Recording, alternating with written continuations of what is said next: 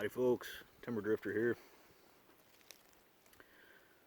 So, I'm going to be pausing this video a lot.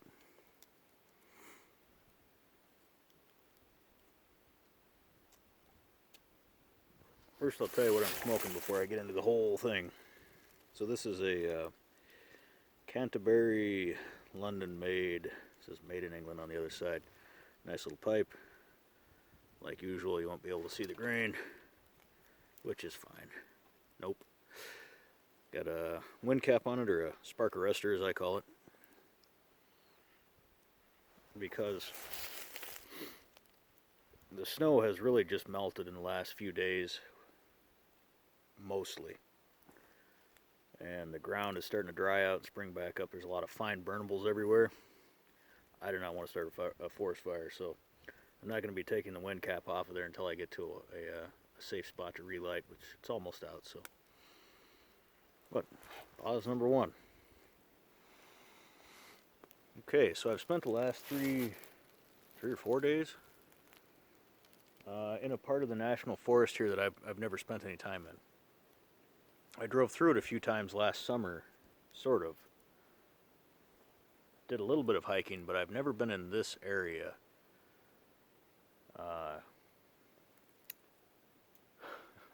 And what I've been doing is exploring the old rail lines in here. There aren't any tracks anymore, but in some places you can still see the old ties under the surface. You can see the kind of corduroy look of the ground where the old ties are under many inches of soil and leaves and debris. So sometimes the rail beds are raised. Sometimes they're raised pretty high. And other times they're cuts. Sometimes very deep cuts where they cut through a hill, or places like this where it's just about 5 foot high. Now you're looking back down the rail line, and then here's the other side of the cut here. So that's a lot of time just what you're following is the hills that have been cut through and the hills that were built to hold the rail that go over the low spots. And very few of these rail lines are on my maps. In fact, it's only the main lines that are on the maps. And I'm discovering there are little spurs everywhere. What these rail lines were, when they were logging this area off, if I'd have known I was going to talk about this, I'd have looked it up so I had the correct time frame and numbers. But I think basically in the 1880s or 1890s to around 1920, in that time frame was when much of the logging here was done, and they built these narrow gauge railroads in here to move the logs out. And they're all over the place here. There's some of them over closer to my place. I'm over 10 miles from home right now. Some of those rail lines over there that go through bogs I've used as kind of hidden highways for years to get back into the parts of the forest that are hard to get to. But I'm loving exploring this area that I've never spent any time in. And I've lived here most of the time since 2004, and I've never been in this area. Not even to drive through it. Yeah, 4 days ago, I realized I need to burn up my winter supply of gas that I have left over. I like to fill up my 5-gallon gas cans with ethanol-free gasoline and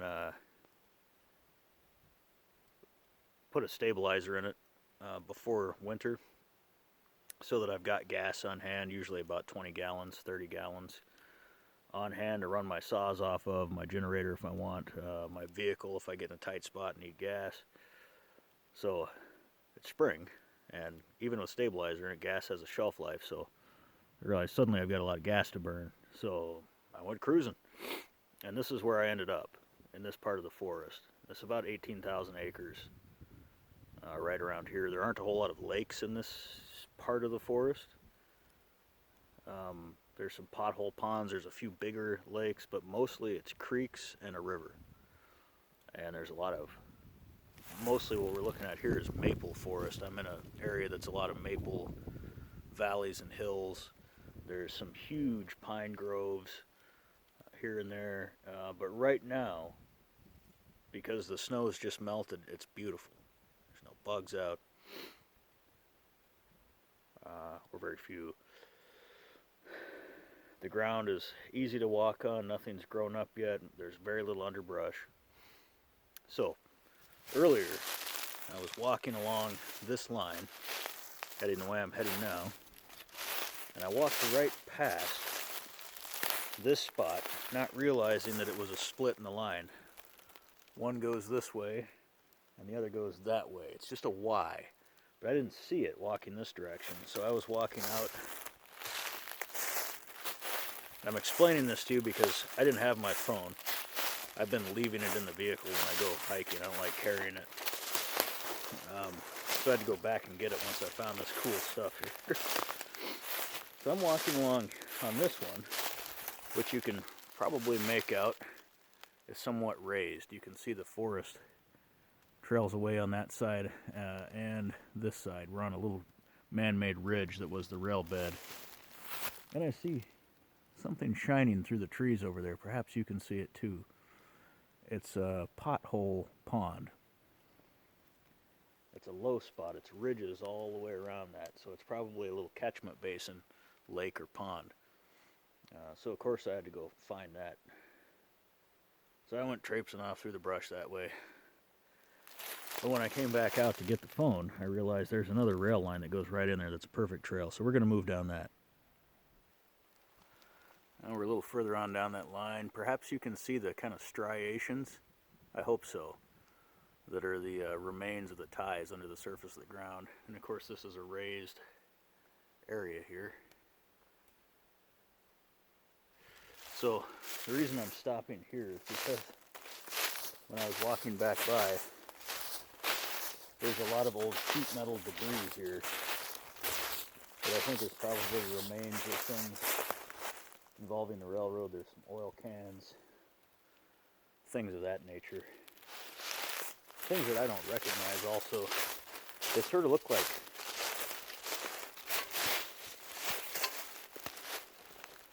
there's a whole bunch of these that look like parts of old folding cots, the kinds that were made out of wooden canvas, but I'm not sure if that's what they are or not. There's a whole lot of them, like somebody brought a pile of those here and burnt them. Which could be. Or that could be something entirely different. But whatever it is, there's a lot of it here. And you can probably see, perhaps there's an old, there it is, old kerosene can. Old oil can over there. So, keep on moving down this grade and see what we find.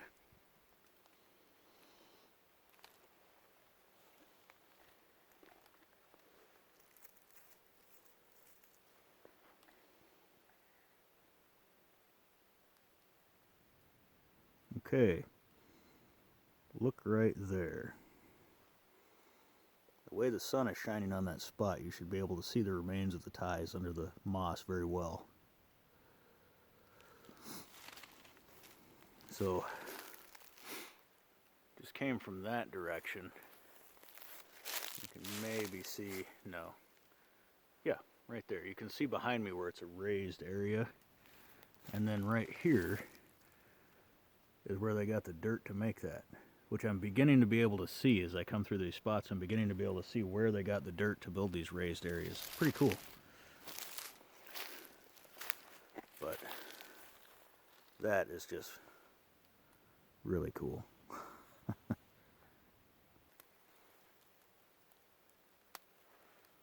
Yeah, it's on. Okay. So this is part of that little catchment basin pond. It's still frozen up. In fact, when I was first here about an hour and a half ago, it was still solid ice. Now it's breaking up around the edges. And I won't be able to show you all of it because it's too sunny that way, I think, but we'll be over there in a minute. So one of the wonderful things about this spot is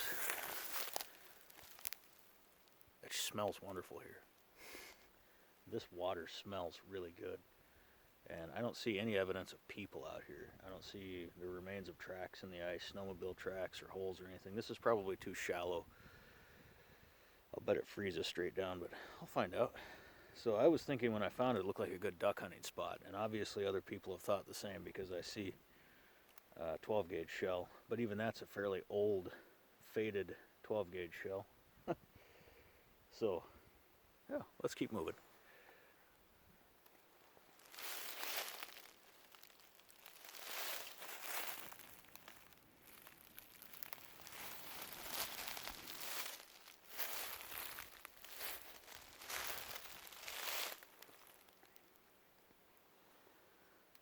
So one of the things I always wonder about when I find really old garbage in the woods is, was it a campsite or was it a dump site?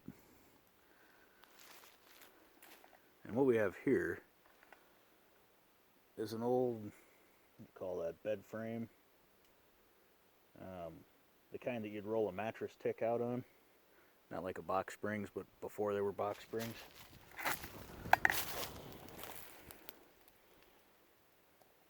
Probably see that. Still has springs intact on the ends and kind of a wire fence set up.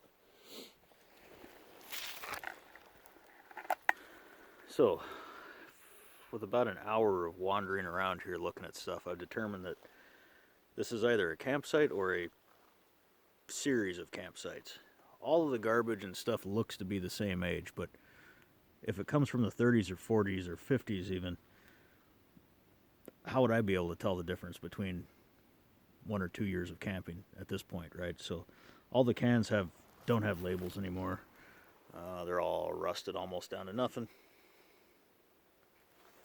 There's a couple of piles, right? That bed spring is just right over there. So there's a couple of piles like this here. These really old cans. I think it's pretty cool. You can see the marks where somebody opened that with a can opener. It's the little fold-out kind that comes on the old Scout knives where you pop it in and make this motion open cans. They've been opened that way. And then these are neat because I've never seen cans quite like this. Obviously they held a liquid because they just had a small hole punched and in this case ripped open here. I don't know if they ever made beer cans quite like this. They're bigger than beer cans, but not much different. But I don't know. They might have just been milk or something. But the bottom is very interesting. It appears to have been filled, perhaps, filled from there and then had the hole soldered shut, or maybe that was how they pressured them, sucked the pressure out. I don't know. Anyway, all these cans sitting here are like that, and I've never seen any cans like that before in all of my dump site exploring. But there's a good half dozen of those here. There's another small pile of stuff here. This is the only glass that I found on the site.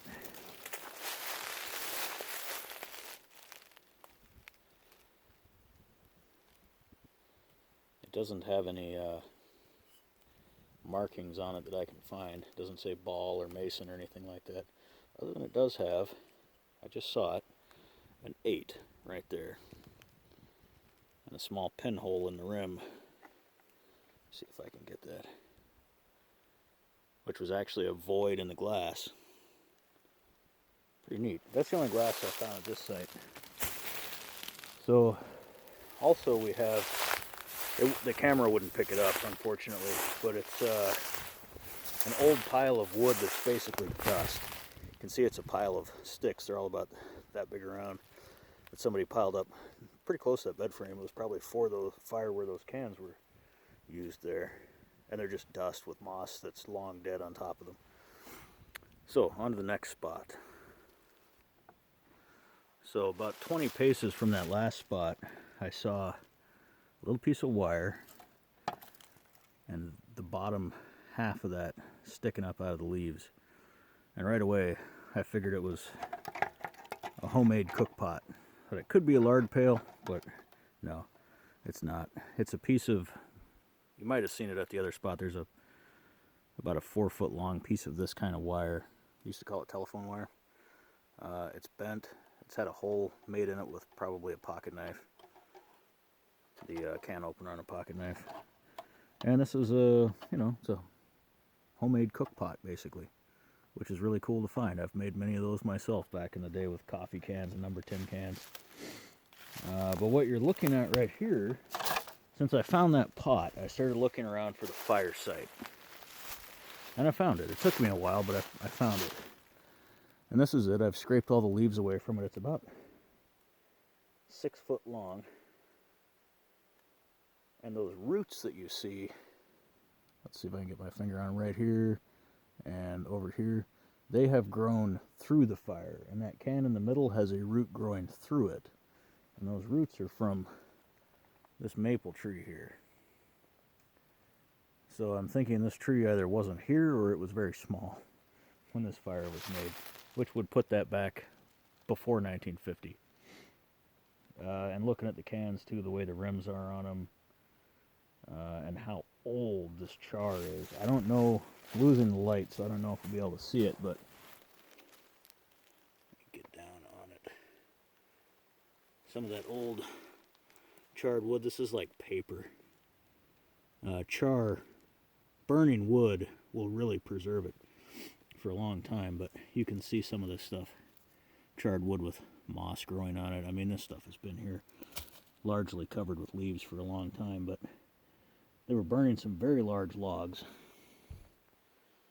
which is what's left over. And like I say, these roots, which are much larger than my wrist, have grown through the remains of this fire. So I'm pretty comfortable looking at the cans and the age of this fire, that kind of thing, saying that this site is from before 1950, which is really neat. And finding that old billy can, that just makes me so happy. Now, let's go on down to the pond.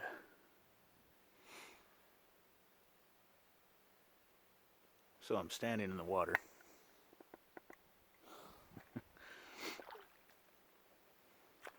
Smoking the pipe in a safe spot. So this little pond here, it's got an island in the middle of it.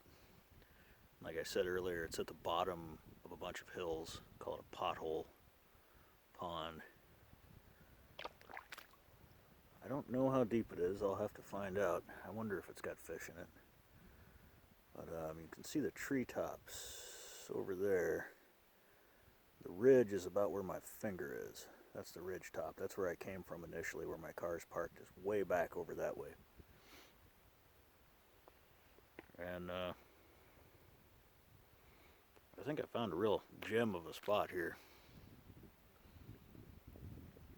I'll definitely be coming back here.